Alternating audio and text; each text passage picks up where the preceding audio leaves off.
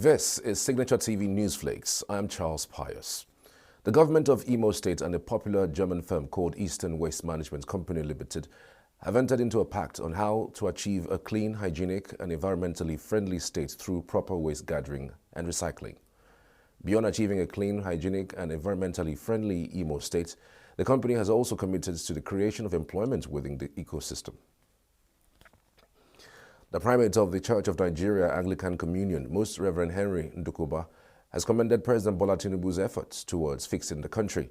The primate, in an address delivered to the second session of the 12th Synod, organized by the Diocese of Abuja, identified the economy as one challenging area the president was striving to fix.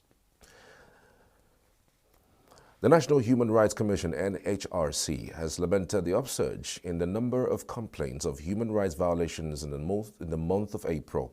The Executive Secretary of the Commission's Senior Human Rights Advisor, Hilary Obunna, at the presentation of the 4th edition of the NHRC dashboard data, which represented the month of April, pointed out that there was an increase of 337 complaints of human rights violations in February, adding that there was an upsurge in complaints recorded in April. We have followed is domestic violence and of course actions attributed to non-state actors and then violation of the rights of children. I would like to call upon all of us to view very seriously the upsurge in the number of violations in the right of children, because these are the core of the vulnerable groups. Children cannot defend themselves. Children depend on the apparatus of the state to defend them from human rights abuses and violations, even from their own parents, as we are seeing in these violations. The major violators are people who... Speaking on attacks on press freedom, over the last 3 months, Obunna revealed that 5 journalists have been arrested and detained beyond constitutional limits. The Defense Headquarters has on Saturday unveiled plans for the construction of the state-of-the-art Invictus Center to facilitate complete recovery and rehabilitation of wounded soldiers and veterans of the Armed Forces of Nigeria.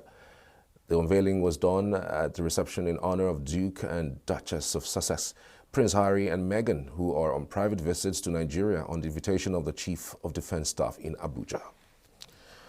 On the foreign scene, United Nations Relief and Works Agency for Palestine refugees in the Near East has closed its headquarters in East Jerusalem after an arson attack by people described as Israeli extremists.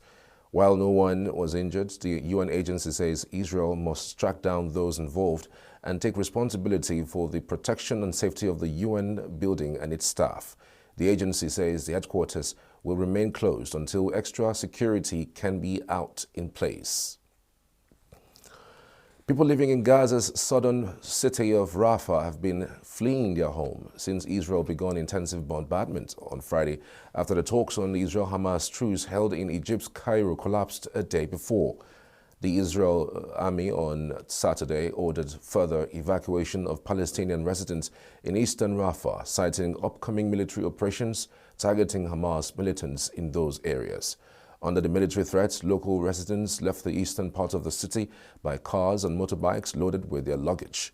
Due to the Israeli strikes these days, many people living in Rafah have dismantled their tents, preparing to leave with a lack of basic living necessities and an unknown future. In sports, Miguel Berry scored his first goal of the season deep into second half stoppage time, and the LA Galaxy rallied from 2 goals down to earn 2-2 draw against visiting Real Salt last Saturday, May 11th night. Brazilian attacker Gabriel Peck added his 3rd goal in MLS earlier in the second half for the Galaxy 5-2-5 20 points, who maintained their unbeaten home record despite failing to earn a victory that could have vaulted them above Salt Lake into the Western Conference lead.